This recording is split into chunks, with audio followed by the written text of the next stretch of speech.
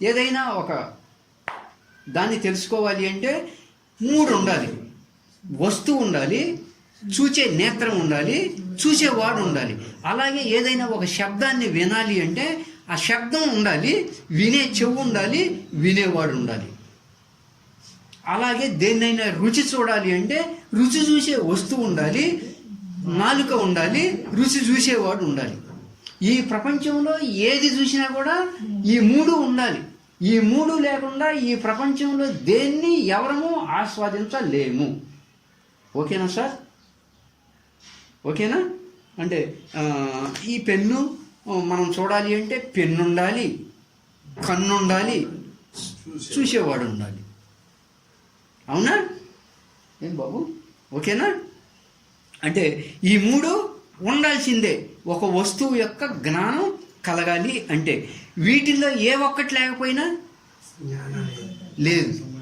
Pen లేకపోతే లేదు, కన్ను లేకపోతే చూసేవాడు లేకపోతే లేదు. అంటే ఈ ప్రపంచంలో ఏది చూసినా వస్తు జ్ఞానం కలగాలి అంటే మూడు కంపల్సరీగా ఉండాల్సిందే. మూడిట్లో ఏది లేకపోయినా మన వల్ల కాదు వస్తువును చూడటం. మరి నీ స్వరూపస్థితి యొక్క, నీ స్వస్థితి యొక్క జ్ఞానం కలగాలంటే ఏ మూడు కావాలి?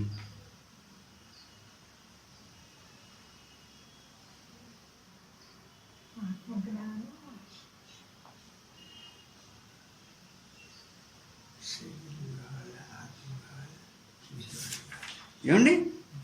వద్దామా? ఓకేనా సార్? జ్ఞానం జ్ఞేయం తథా జ్ఞాత, 2వ అధ్యాయం 15వ శ్లోకం. జ్ఞానం జ్ఞేయం తథా జ్ఞాత త్రితయం నాస్తి వాస్తవం. అజ్ఞానాత్ భాతి యత్ర ఇదం సహ అహం అస్మి నిరంజనః. ఏమండి? ఓ స్వామి, జ్ఞానం అంటే మనం తెలుసుకునేది, జ్ఞేయం అంటే మనకు తెలియబడే వస్తువు. ఏమండి? జ్ఞేయం అంటే మనకి తెలియబడే వస్తువు, జ్ఞానం అంటే మనం తెలుసుకునేది, జ్ఞాత అంటే తెలుసుకునేవాడు. ఏమండి? మనం చేసే ప్రతి కర్మ కూడా ఇలా త్రిపుటిగా ఉంటుంది. దీన్ని ఏమంటారు? త్రిపుటిగా ఉంటుంది. అంటే చూడటం, చూడబడేది. వెంకటరత్నం గారు ఎటు చూడొద్దని చెప్పాడు సుబ్బారావు గారు. ఓకేనా? చూడటం, చూడబడేది, చూస్తున్నవాడు.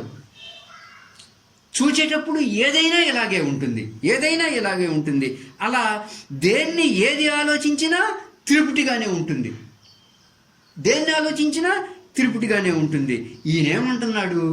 అష్టావక్రుల వారు జనక మహారాజుతో, అంటే జనక మహారాజు అంటున్నాడు అష్టావక్రుడితో, ఓ స్వామి, ఓ మునీంద్ర, త్రితయం, ఈ మూడు వాస్తవంగా లేవు. అంటే త్రితయం నా అస్తి వాస్తవం. వాస్తవానికి ఈ త్రిపుటి లేదు. ఈ త్రిపుటి అనేదంతా కూడా మనసు ఏర్పరచుకున్నది. ఈ ద్వంద్వాలని మనసు కల్పించుకుంది. ఈ మూడు చైతన్య స్థితికి సంబంధించినవి కావు. ఈ మూడు స్వరూప స్థితికి సంబంధించినవి కావు. ఏమండి? సాక్షి స్వరూప స్థితికి సంబంధించినవి కావు. ఈ మూడు మనసు ఏర్పరచుకున్న త్రిపుటి. వాస్తవానికి ఈ త్రిపుటి లేదు. ఉన్నదంతా ఏంటి? ఏకత్వం. ఇప్పుడు దాకా మనం తెలుసుకుంది ఏంటి? 1వ అధ్యాయం 2వ అధ్యాయంలో ఉన్నదంతా ఏకత్వం. సుబ్బారావుగా కనపడుతున్నాడు అంటే నాకు ఏకత్వం లేదు అంటే ఆత్మజ్ఞానంతో ఉన్నా. ఆ చెట్టు ఈ జగత్తులాగా కనపడుతుంది అంటే ఒకటిగా ఏకత్వంగా లేదు అంటే ఆత్మజ్ఞానంతో ఉన్నా. అంతేగా?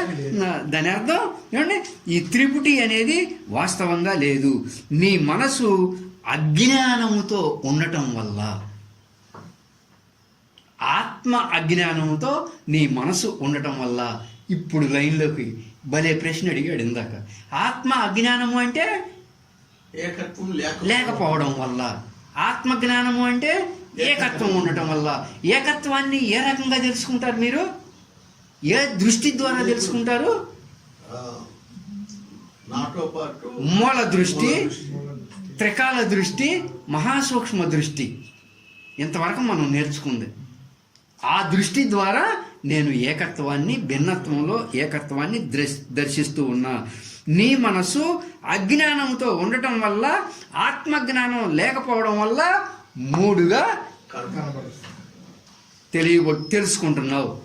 ఏమి లేకపోవడం వల్ల? ఏకత్వం లేకపోవడం వల్ల. అంటే ఆత్మజ్ఞానం లేకపోవడం వల్ల. ఆత్మజ్ఞానం లేదంటే ఏముంది? ఆత్మ అజ్ఞానం ఉన్నది. అంటే ఏకత్వ భావన, అద్వైత భావన లేకపోవడం వల్ల నీకు ఈ త్రిపుటి తెలుస్తుంది. ఈ త్రిపుటి నీకు తెలుస్తుంది. వాస్తవానికి ఈ త్రిపుటి లేదయ్యా. ఏమండి, నీ స్వరూపం ఏంటో కూడా వివరిస్తున్నా చూడు. వాస్తవంగా ఈ త్రిపుటి లేదు. ఎందుకు తెలుస్తుంది ఇది?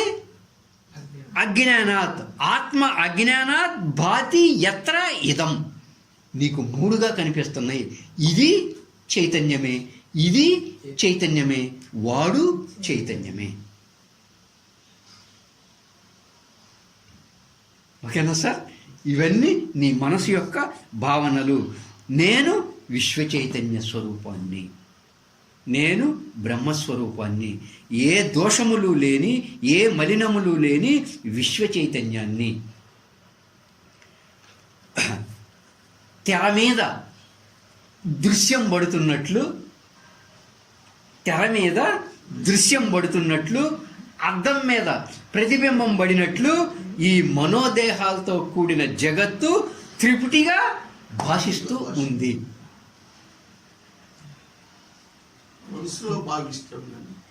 భాషిస్తూ ఉంది అంటే అద్దం మీద రకరకాలుగా భాషిస్తూ ఉంది. తెర మీద రకరకాలుగా ఎలా భాషిస్తూ ఉందో అలా మనోదేహాలతో కూడిన జగత్తు త్రిపుటిగా, ద్విపుటిగా, భిన్నత్వంగా భాషిస్తూ ఉంది తెర మీద. తెర ఒకే రకంగా ఉంది.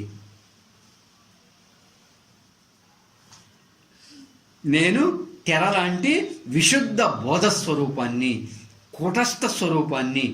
నేనెప్పుడు ఎంతో ఎత్తుగా, ఎంతో ఉన్నతంగా, ఎంతో విశాలమైనటువంటి దృష్టితో భిన్నత్వంలో ఏకత్వాన్ని దర్శించే అద్వైత స్వరూపాన్ని, అద్వైత స్వరూపాన్ని. సహా అహం అస్మి. నేను ఏ మలినములు లేని, ఏ దోషాలు లేని అద్దము లాంటి, తెర లాంటి, దీపం లాంటి విశ్వ చైతన్య స్వరూపాన్ని. వాస్తవంగా త్రిపుటి లేదు, లేదు, లేదు. ఏమండి, అజ్ఞానముతో ఎందువల్ల త్రిపుటి ఉంది? అజ్ఞానముతో ఉండటం వల్ల ఇది కల్పించబడింది. వాస్తవం కాదు. దేని చేత? మనసు చేత కల్పించబడింది. యాక్చువల్గా మూడు లేవు. మనం అబ్బాయి మనకేం చెబుతున్నాడు? మనం ఆ త్రిపుటిని దాటిన స్థితిలో ఉండాలి.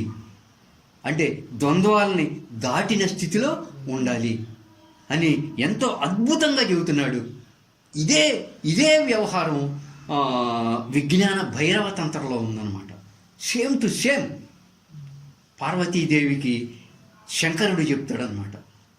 ఏమండి, అంటే అందుకే ఏదైనా కానీ త్రిపుటిగా కాకుండా ఏకత్వంతో ఎప్పుడైతే తెలుసుకుంటావో నువ్వు, దేన్నైనా కానీ త్రిపుటిగా కాకుండా ఏకత్వంగా ఎప్పుడైతే తెలుసుకుంటావో అలా ఏకత్వంగా తెలుసుకున్న స్థితిని త్రిపురాంతక అంటారు. అలా ఏకత్వంగా తెలుసుకున్న స్థితిని త్రిపురాంతిక అంటారు. శివుణ్ణి ఏమని పిలిచాం? త్రిపురాంతక అన్నారన్నమాట. అమ్మవారిని ఏమని పిలిచాం? త్రిపురాంతిక అన్నాం. ఎందుకు? శివుడు ఆ త్రిపుటిని దాటిన స్థితిలో ఉన్నాడు, అమ్మవారు త్రిపుటిని దాటిన స్థితిలో ఉన్నది. ఏమండి, అంటే త్రిపుటిని అంతం చేసుకున్నవారు త్రిపుర అంతక, త్రిపుర అంతక.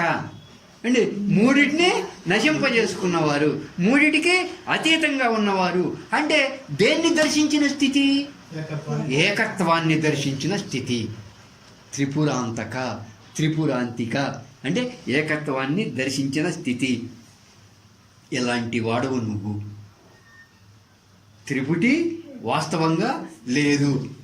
నువ్వు ఏ దోషములు ఏ మలినాను లేని ఒక విశ్వ చైతన్య స్వరూపానివి. నువ్వు అద్వైత స్వరూపానివి. నువ్వు ఏకత్వ అనుభూతిని పొందేవాడివి.